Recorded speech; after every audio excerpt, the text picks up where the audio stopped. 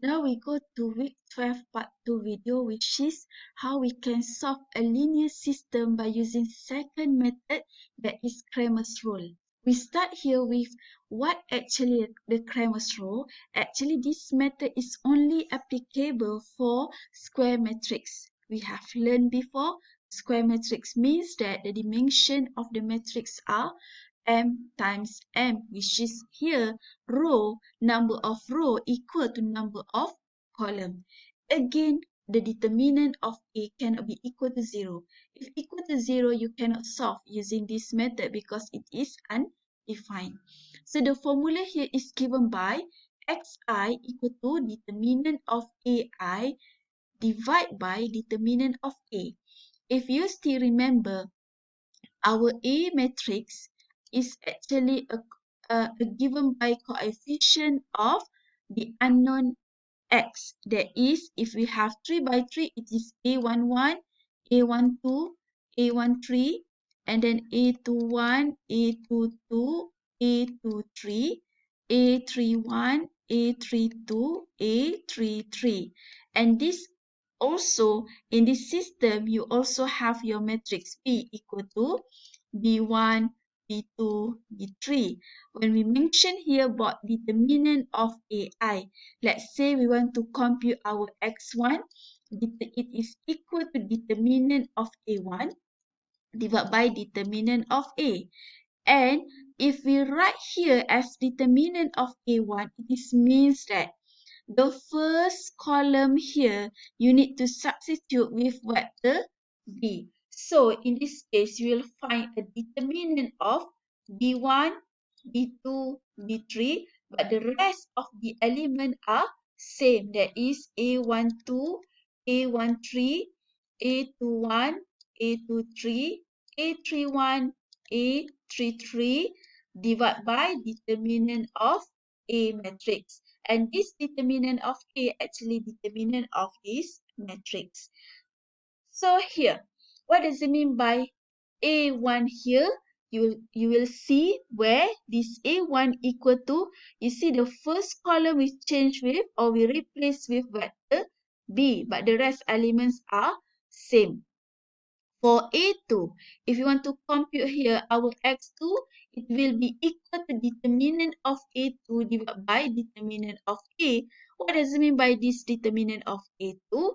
Means that here you can see the second column we replace with vector B and so on. So this is how we can compute our system or unknown of the linear system by using Cramer's rule. So class, next we go to the example. Use inverse matrix and Cramer's rule to solve the following system of equation and compare your answer. I will leave here inverse matrix as your exercise, but I will solve here by using Cramer's rule. So now class, the first step, we need to transform our equation into system of Ax equal to B. In this case, when we transform into system of Ax equal to B, we will have our matrix A, 1, 1, negative 1, 0, 2, 1, 1, 0, negative 1, which is time our x here, x, y, z, and equal to vector B, 0, 7, negative 2.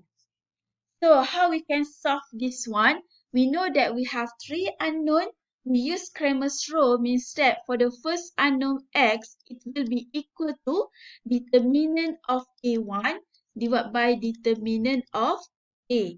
In this case, determinant of A1, if you refer back previous theory, it means that determinant of A matrix, where the first column you need to replace by vector B. So in this case, we have determinant of 0, 7, negative 2, but the rest of the elements are same, which is 1, 2, 0, negative 1, 1, negative 1.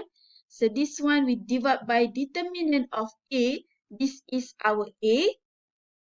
So it is determinant of 1, 0, 1, 1, 2, 0, negative 1, 1, negative 1. This one will be equal to, we compute one by one for the determinant. So for the numerator part, we have here 0 times 2, 1, 0, negative 1 minus 1 times 7, 1, negative 2, negative 1 plus negative 1 times here 7, 2, negative 2, 0 divided by 1 times 2, 1, 0, negative 1 minus 1 times here 0, 1, 1, negative 1 and then plus here negative 1 times 0, 2, 1, 0. When we solve this one, you will got the answer. For the numerator, it is 1 divided by the determinant of A also 1. So the answer for our x is equal to 1.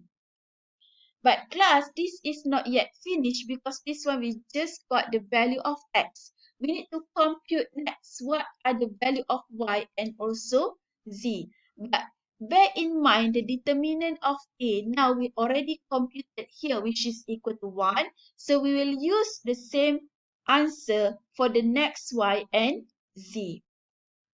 To compute our y, we know it is equal to, because this one is second unknown, so determinant of A2 divided by determinant of A.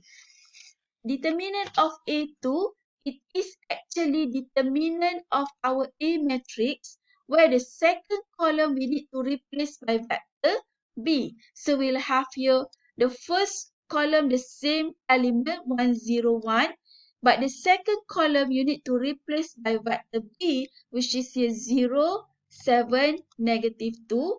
And then for this one we have negative 1, 1, negative 1 divided by determinant of A. We already get the answer from previous x, which is here is 1.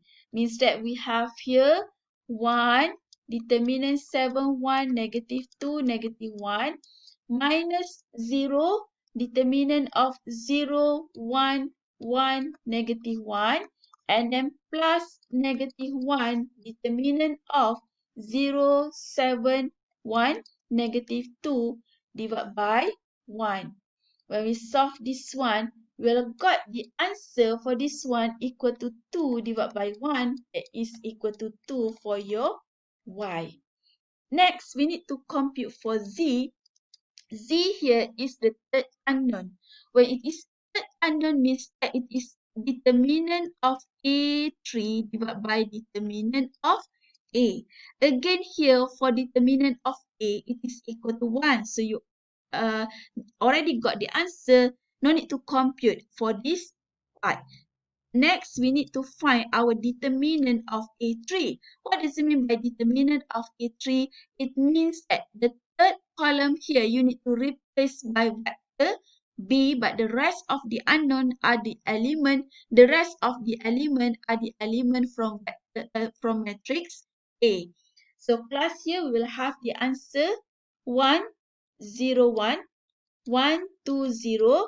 But now the third column becomes 0, negative 7, positive 7, negative 2 divided by 1. In this case, when we solve this one, we got 1 times determinant 2, 7, 0, negative 2 minus 1 times determinant of 0, 7, 1, negative 2 and then plus 0 times determinant of 0, 2, 1, 0 divided by 1.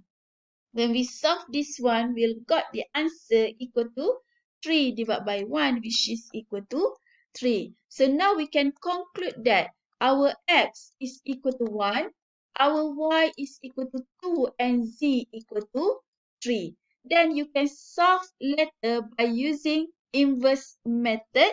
You can compare your answer with this Cramer rule. You should get the same answer. Thank you, class, and see you in the next video.